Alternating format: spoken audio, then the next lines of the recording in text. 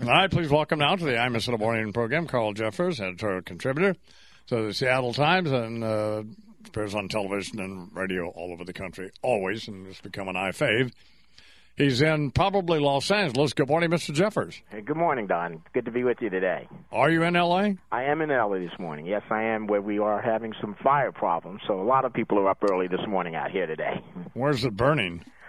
Mostly up in the West Valley and going towards the oceans, out Simi Valley, Lakeview Terrace, Thousand Oaks. It's an area that has a lot of brush and a lot of open range area, but also, though, a lot of new developments and a lot of home developments. And we're fighting that, but hopefully today supposedly will be when it should break in terms of the climate condition that should enable them to get the fires under control. Man, I hope so. 21 till the hour. Time with Carl Jeffers. He's in Los Angeles. As he said, Charles read a couple of presidential polls this morning, and Senator Obama's up probably an average of around 10 points. Is this thing over? He is up from 8 to 10 points in the poll of polls.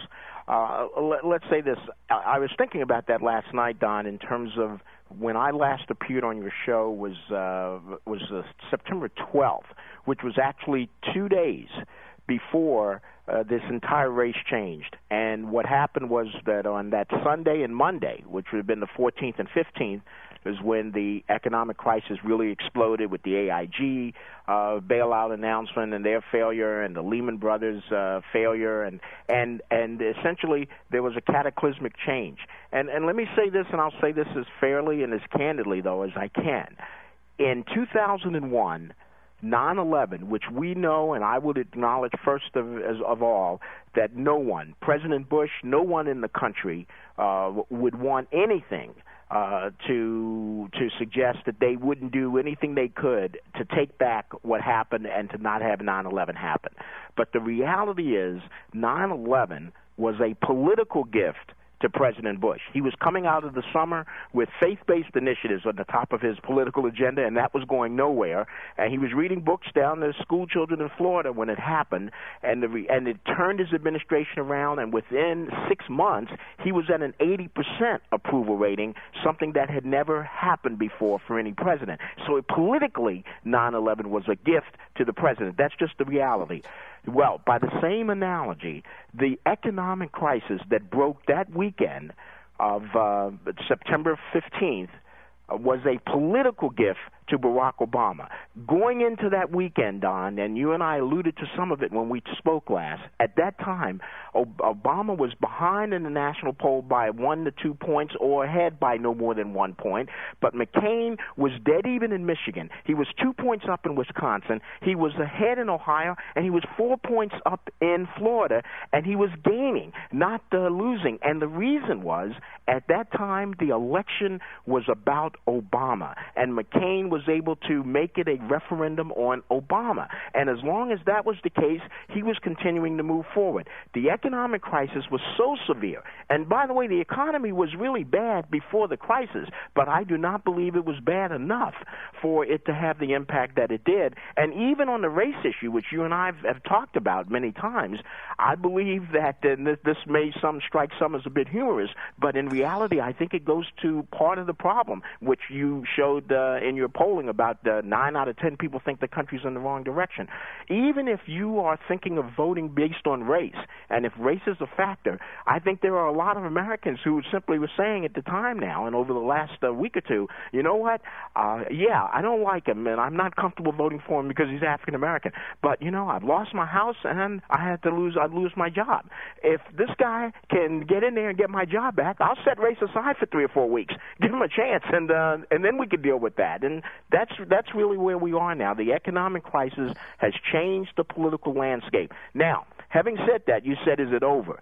There is hardly anyone in the position of being a political analyst who would, suggest anything other than Barack Obama looks like the next president. But you also would not find any political analyst who's really worth their salt who would completely say that it's over. And here's the reason why. Right now, even with the polls that you're announcing, which are fairly well conceded throughout the country, in Ohio, McCain and Obama are still even, and in fact, there is a poll at the most that shows that Obama has a 2-point lead in Ohio.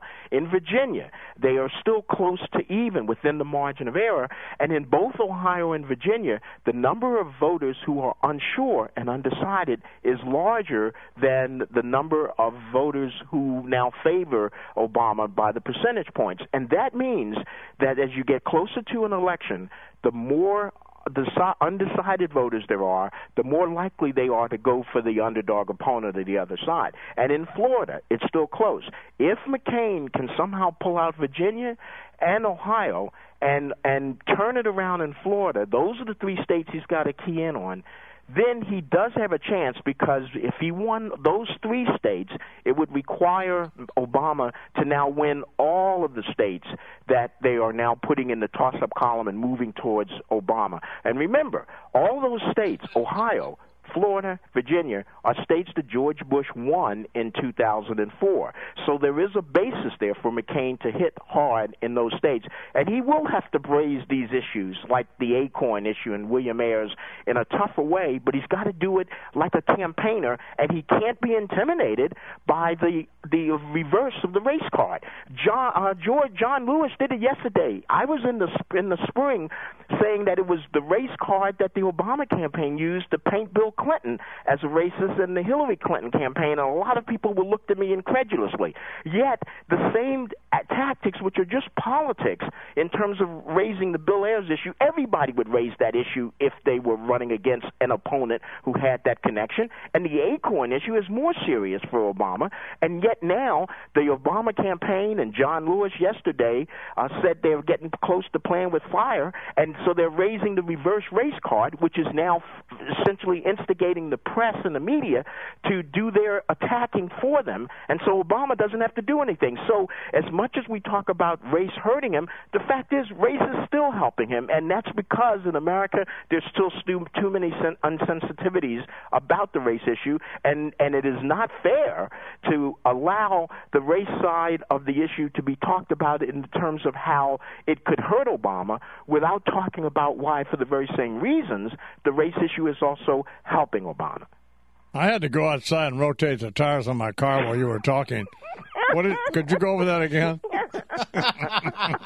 Did they check the oil? What were you saying? What were you saying? What was that? Check the tires. You know what I also noticed, talking to Carl Jeffers from L.A.,